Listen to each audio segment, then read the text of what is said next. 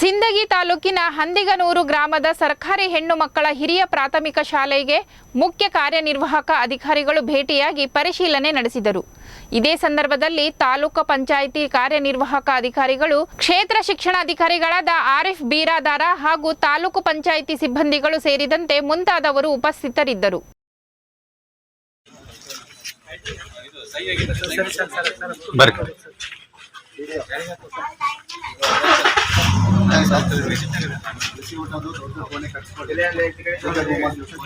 ಸ್ವಲ್ಪ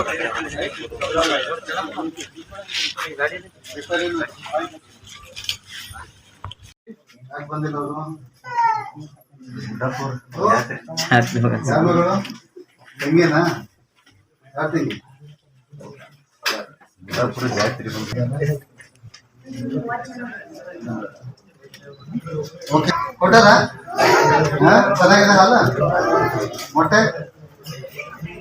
ಇವತ್ತಿಲ್ಲ ಸರ್ ನಿನ್ನೆ ಮೊಟ್ಟೆ ಕೊಟ್ಟಾರ ನಿನ್ನೆ ಮೊನ್ನೆ ತಿಂದಿರ್ಲವ ತಿಂದಿಲ್ಲ